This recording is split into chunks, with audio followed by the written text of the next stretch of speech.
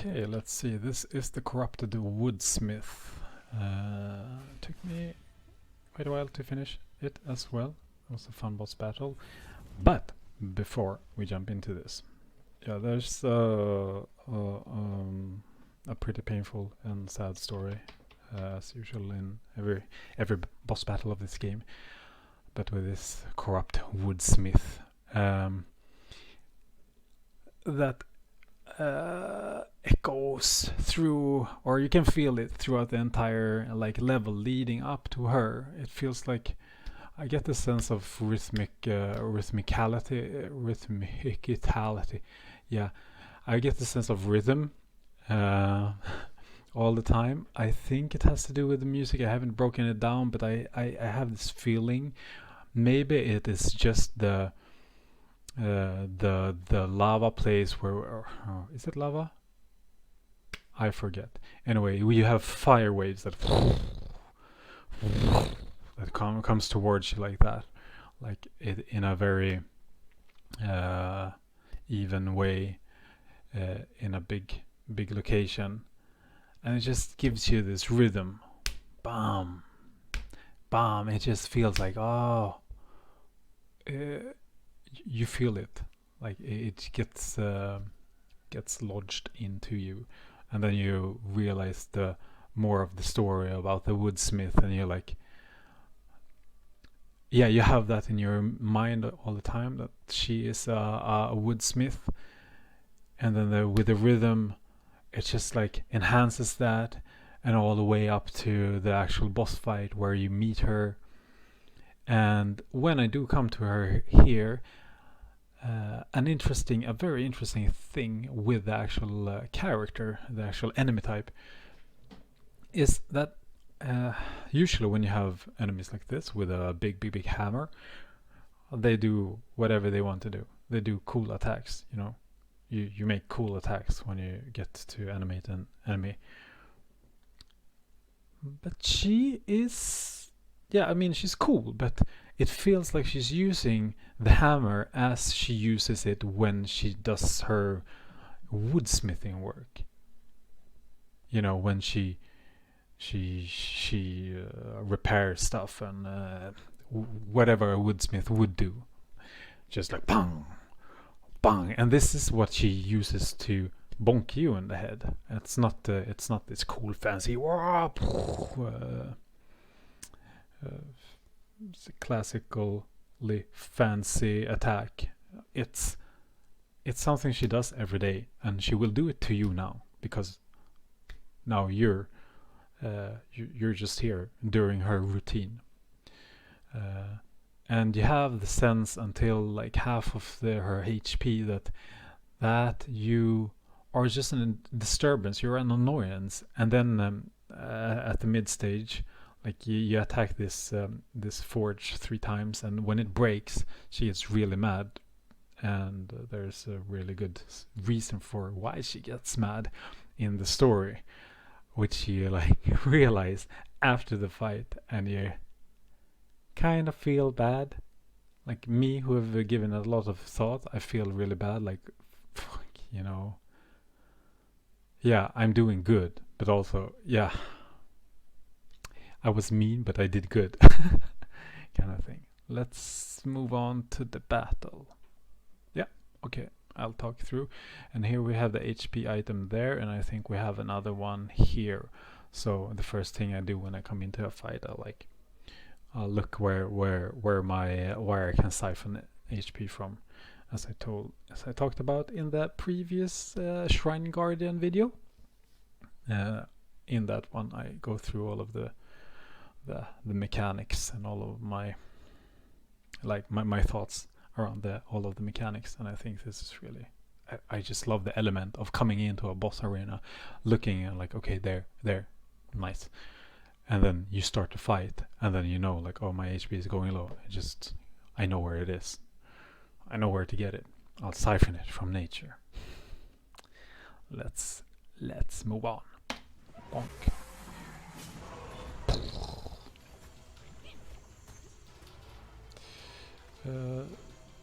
Yeah, this is This is the attack I mean. Like, she does nothing else here. When you're in close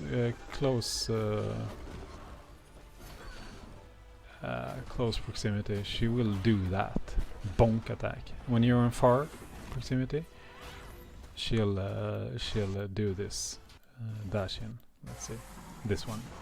So it's a huge charge up time, and then there it is. Bam! Bam! Feels great. What does the enemy do there? Oh, it does a nice little switcheroo. So the hammer is constrained to the right hand, and it's a nice pose switch. That's great. Like breaks up the silhouette. I see that she completely changes pose. That's fantastic. Yep. As always with enemies, you need to be able to see the attack from the corner of your eye.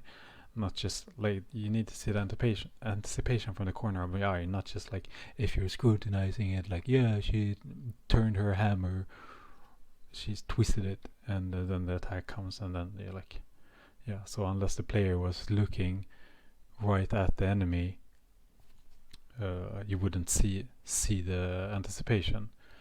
That's a common mistake. To not make the anticipation clear enough. Here it is, clear. Bam! I love that that airtime is just great. Bam! Feels good. Bam!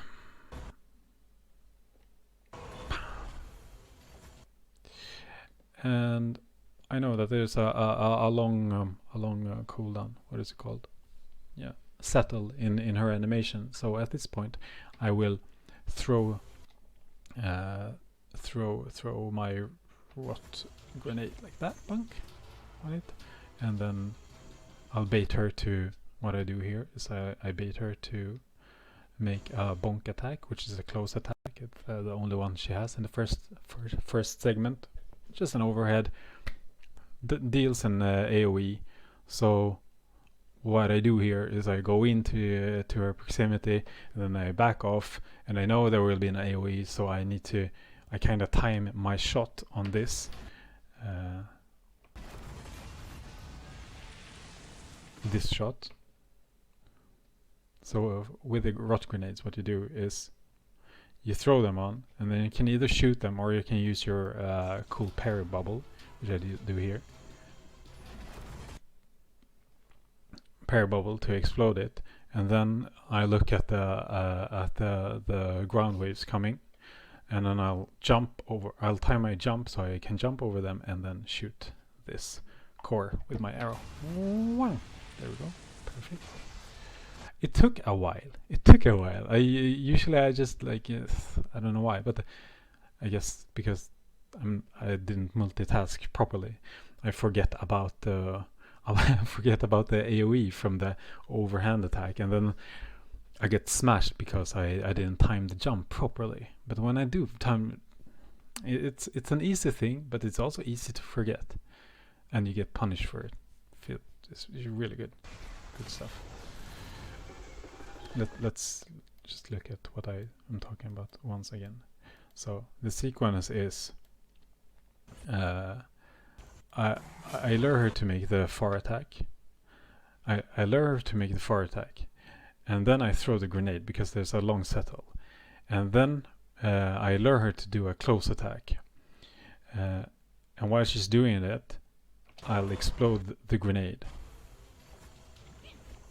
Like here she's in her cooldown, I throw the grenade, and then I will wait for her to, I'll bait the close attack like that, run into her proximity, and then when she winds up for the anticipation, I do the bubble, bam, and then I wait for the AoE to from both the forge and from her, and then jump over both and aim and shoot the forge. This is just so cool.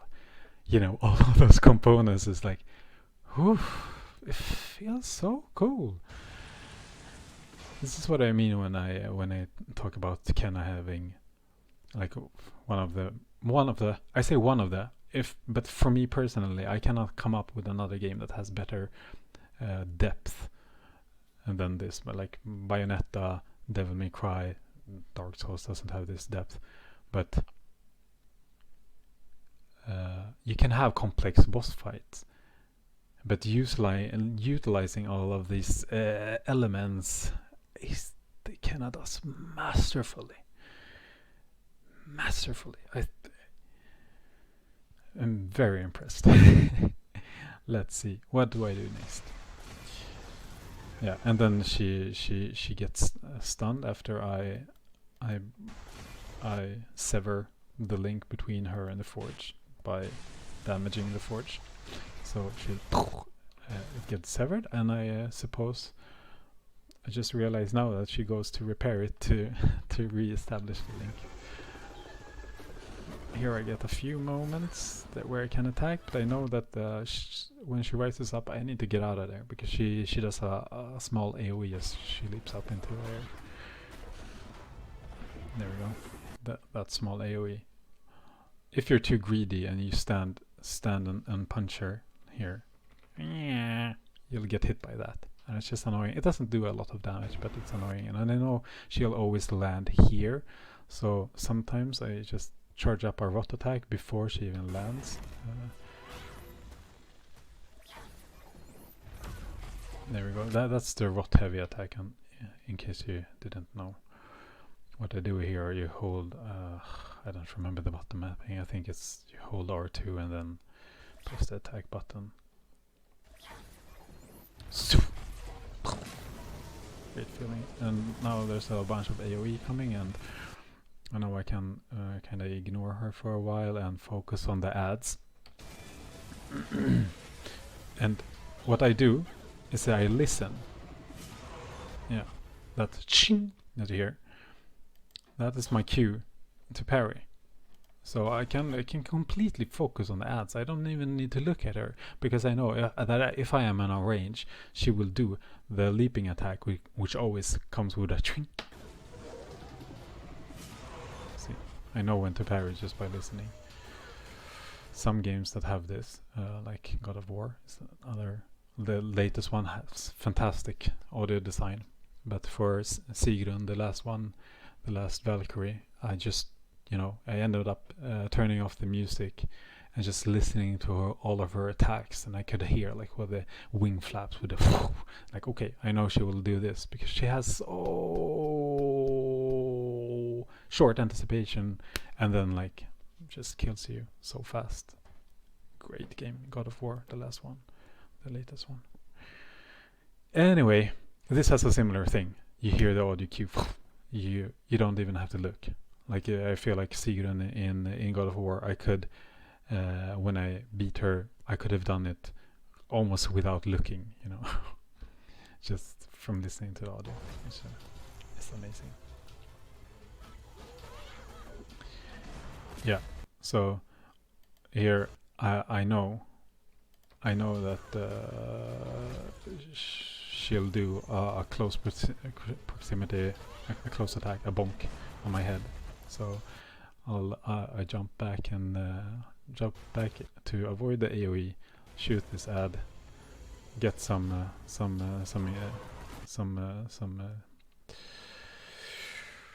juice into my action point meter,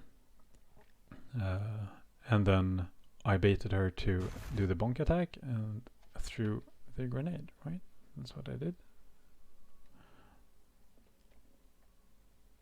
Oh. No, yeah, there we go. And I'll do another. There you go. Activate it. Fantastic VFX this one.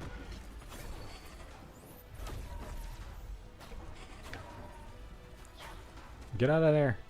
She'll do her mini AoE, and then she'll land almost exactly where she were. She'll always land here, doesn't matter where.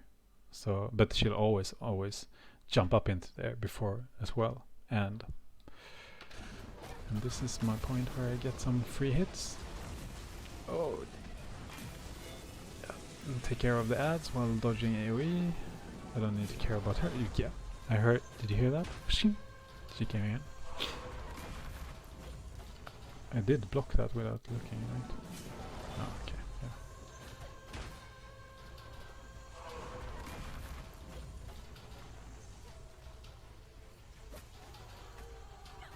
Sometimes you just jump up into the air and do a bow and arrow attack to get some, you know, some time to breathe and go into slow motion, just to like, okay, now, that kind of thing. It's just like, I'll bait her to do another bonk attack, and there we go. This is the last time, and then the forge breaks and she goes into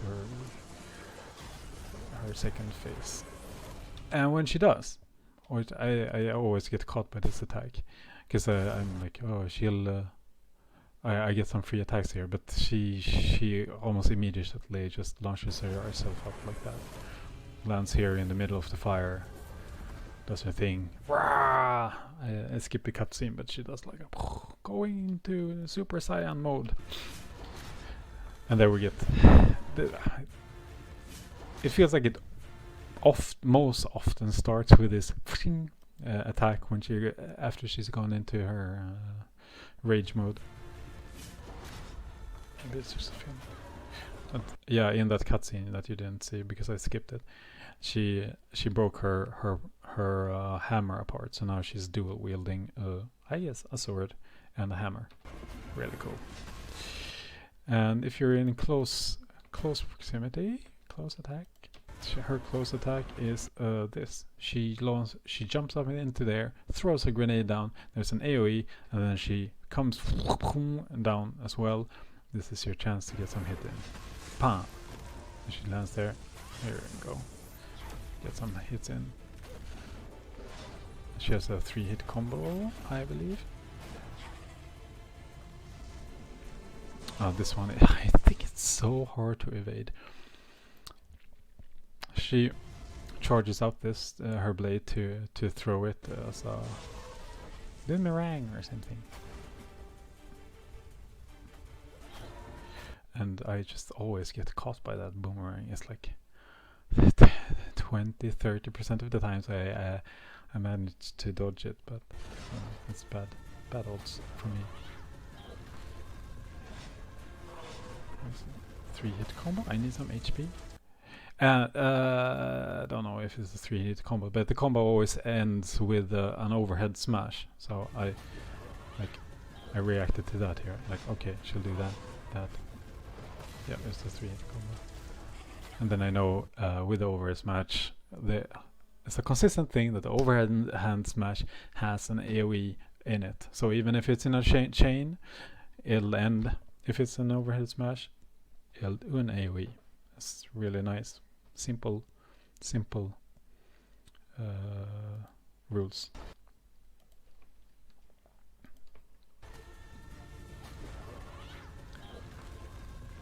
That's the thing with Kana. Like, it's a lot of simple rules that together make something complex, instead of making one super complex feature like a 20-hit chain with breakout points depending if you stagger your attacks and done if you press your button like that.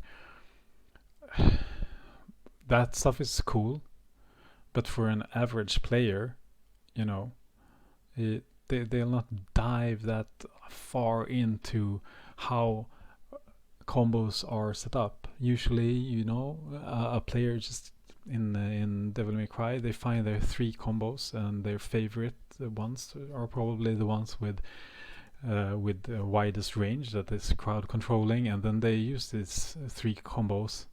For the average player, I mean, as an expert, you can do really cool stuff with like breaking out of follow-throughs with using your guns, or like if there's an attack that launches an enemy away, you can keep them from flying away by shooting them, and then you can continue doing another chain, and it's like, oh, that's so cool. But 99.99% of the players will never come to that level, whereas having basic mechanics like Kenna has makes every player, they can guarantee that every player playing on expert will have a very similar experience and thought process, and have a similar experience in the depth of combat. Whereas in Devil May Cry, with their super cool chains, it's only the very so few people who gets to experience this. Like, oh yeah, the combat is super deep in there. It's so Kenna does a better job in ensuring that players, you know, all of the players feel as accomplished and skillful if they play on that difficulty setting, which is a way larger accomplishment. I think it's a way better. Yeah. Anyway, let's move on. I get some HP, and I knew she was gonna do the overhead smash because and it has an AOE, so I didn't have to think that I had to jump. I knew I was gonna jump. I didn't have to react. I knew when she initiated the combo. I knew I could run to the side, siphon HP, come back, jump over the AOE, and then just get back to her. And here she does her close attack as well. I know that she'll use this. When I see her charging for a jump, yeah, okay, I know she's gonna launch herself up into the air and do an AOE, come down, and this is my window. I don't know why I run so far away from there, but anyway, I'll use my rot attack, you know. And then at this point, you know, probably earlier in this point, she comes to this point, and then she spawns a bunch of enemies. But this last round that I did was super effective. So yeah, I killed her before she was able to spawn a bunch of minions. I think it's like a comet raining, like before. And that's it. Very nice, dramatic defeat animation. Really cool fight. I appreciate it a lot. I think it's really nice. The main components being like, at first I'm just a disturbance. I am an annoyance. And the second part is like, screw you. I'm gonna put you down, you asshole. And how the hammer feels like a tool. It's not her weapon. She uses it as a tool, and you're here, she'll use it as a weapon. And I love how I get the feeling from the entire level before, how everything leads up to the boss fight, and she is the finale of the entire level. It's like